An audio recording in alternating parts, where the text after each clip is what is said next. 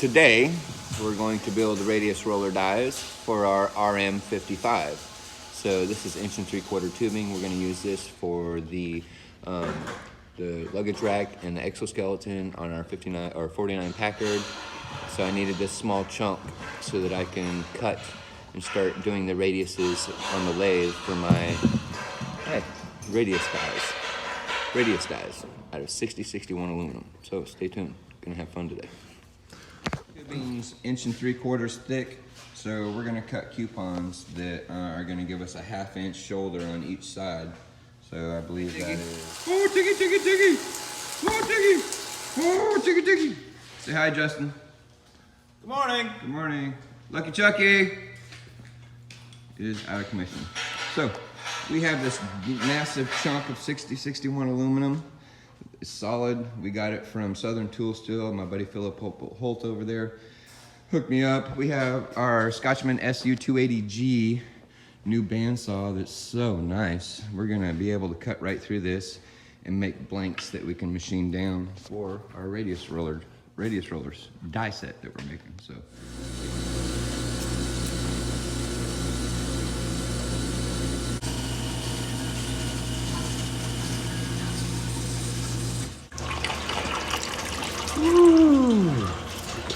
Look at that. Such a beautiful part.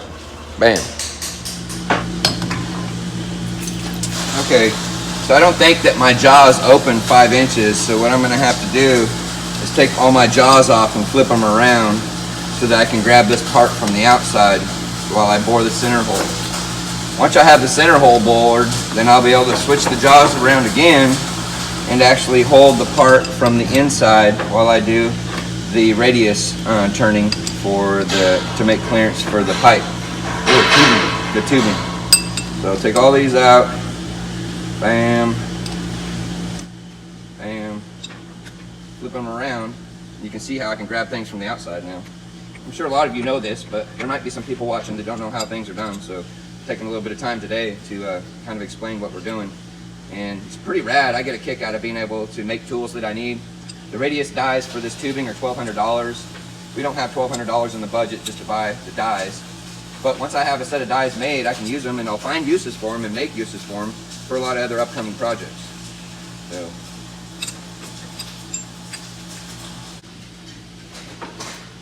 We got a lot of bits. Come on, back up. We have a lot of bits, so we'll start out, we'll center it, and then we'll step up, step up, step up until we make enough clearance inside the middle of this disc to use our boring bar, and then we'll hog it out until we get close and do some final cuts so that it'll fit over the arbor of the machine.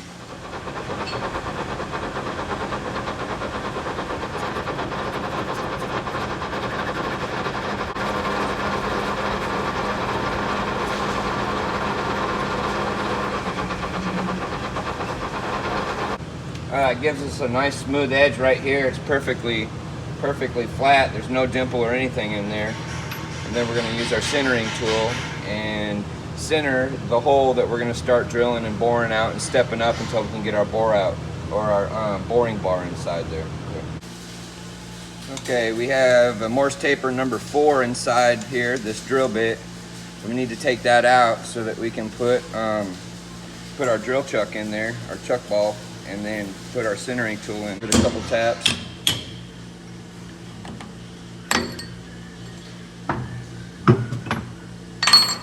Take that out. And find our drill chuck. I always keep a piece of brass here so I can tap that in.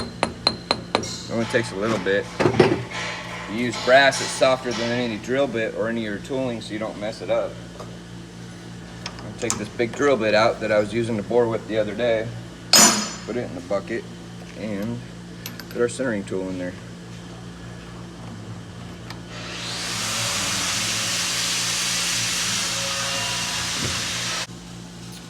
I want to remind all of you that I am not an expert machinist. I wanted to go to machining school 2 or 3 different times, but the local Chattanooga State has classes that are 5 days a week from 4 p.m. or 3 p.m. to 10 p.m. You know, and I had a family and a job, and I just never could dedicate time like that to to the class. So my plan B was to just buy equipment that I could learn to use as I go. And so I know enough just to get the jobs done that I'm trying to do. I'm not a super like down to the millionth of a meter type of machinist. You know, I use my gauge. If it fits real tight, then it's good enough for me. So, and I can't take credit for this. You know, I got a lot of people, a lot of older men in my life that have spent time teaching me, you know, the skills that I need on this machine so that I can accomplish my goals. So, you know, anybody that says they did it all themselves and got successful all themselves are full of shit and arrogant, you know. It takes a lot of people, but, you know, you take a person that's got genuine interest and willing to apply the knowledge that's shared, you know, you can find quite a few people to help you out, or you can, you know, get online and watch like A-Bomb's videos. He's a good buddy, and you can learn that way too, but I'm more of a hands-on kind of guy. It's hard for me to sit down and watch an entire video, comprehend it, and then go out to the shop and try to remember it unless you got your laptop right there going step by step at your machine. So anyway, we're gonna get ready to center this hole so that we can start boring and stepping up. So I always like to put wherever I'm gonna cut, and I spin this by hand, make sure there's nothing in the way so that I know it's safe when I turn it on, it doesn't crash parts. All right, here we go.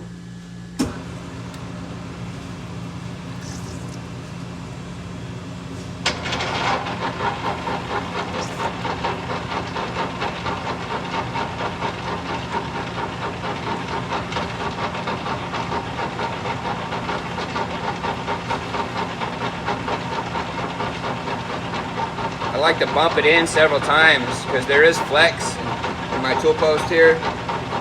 And if I bump it in and I see that the bit's not raising or lowering, then I know it's pretty much centered. And then once it's not moving up or down, then I'll go ahead and apply pressure. I usually get about a ½ inch divot going, and then before I pull it out and start drilling.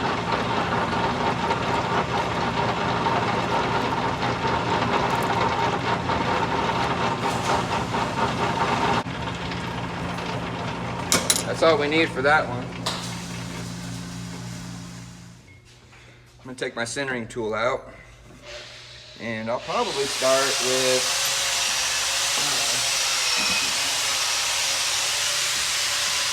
I could go right into this. It's this soft. I could probably use a 51/64 drill bit. All right, so I just went and found another one. I have several of these. You can step them from small all the way to big, but I know I need a number 4 for the holder inside of my tailstock. So I just tap it on like that, and I can kick this out. Here it is.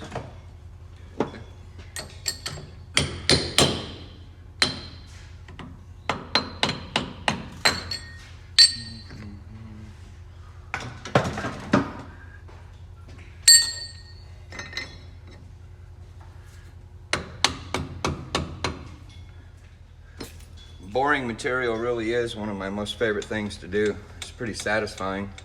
We'll get the water bed going. My safety goggles down. Lock this into position. Get us a little bit of coolant going.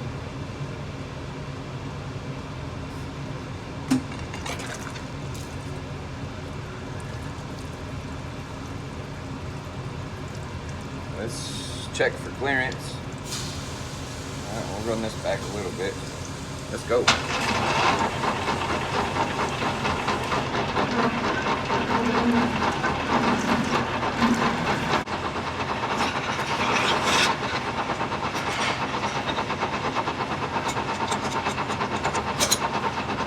I'm gonna step up to 1 1/16" now. I really like working with aluminum because it's so soft. Can really move a lot of material quickly.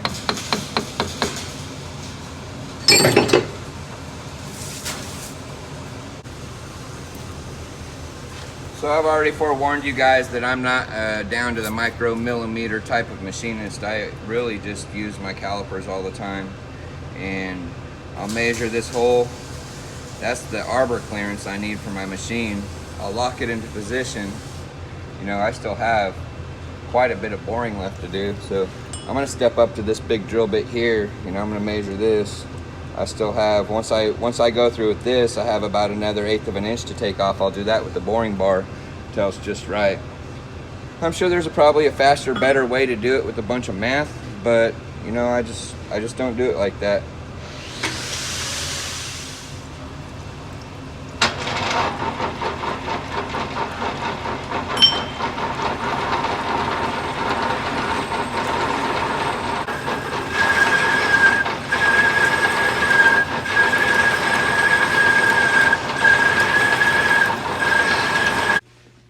Okay, now it's time to put the boring bar in. So I'm going to loosen this and get this tool post out of the way. I can go down here for now. Okay. I only have a couple boring bars, and boring bars, I haven't bought a lot of new equipment really.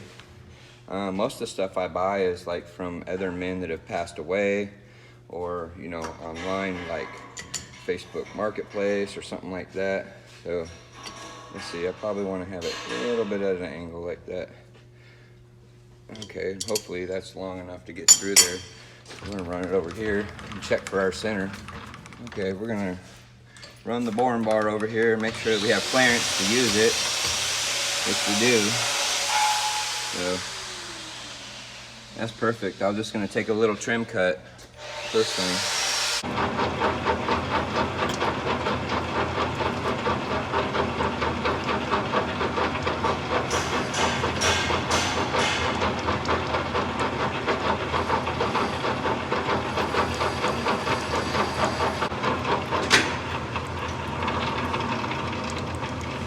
Okay, I got a little trim cut. I'm gonna check my caliper here and see.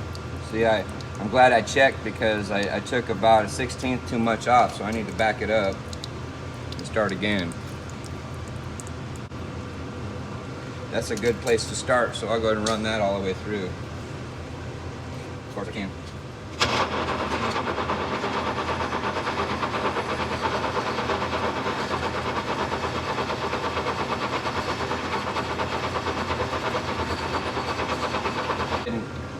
Move this access on that part, so it should go right back to where it started.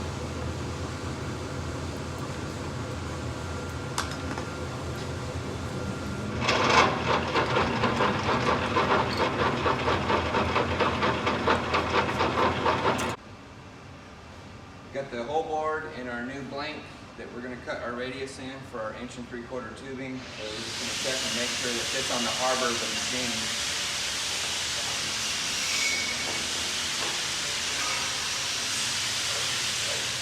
Ooh, that's nice. So there's like next to no play in it, so that'll work really good. We'll put our spacers on the outside here to put it wherever we want it for when we start rolling our material, because we want to follow the roof lines and the back trunk area of our packers for our roof rack and our exoskeleton in the rear. So this is going to work out killer. Baileigh Industrial R-M55, really awesome machine. This machine's been worth its weight in gold. Its capacity is 2-inch schedule 40. So even the bottom dies have keepers right here on the arbors, but we're not going to be bending something so crazy that we'll even need those arbors. So I'm not even going to waste my time cutting the keyways on my bottom two blanks. So it'll work out just fine.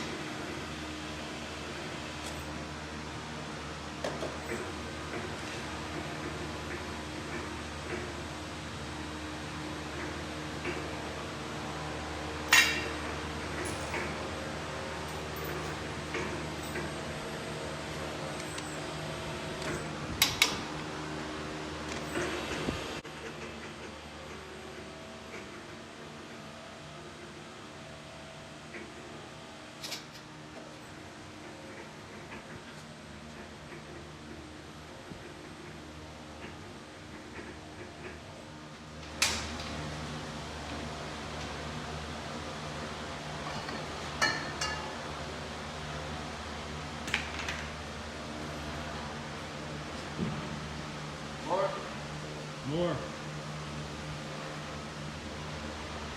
And there you have it, folks. Just like that. 8 hours. And you can make your own die set. Where there's a will, there's a way.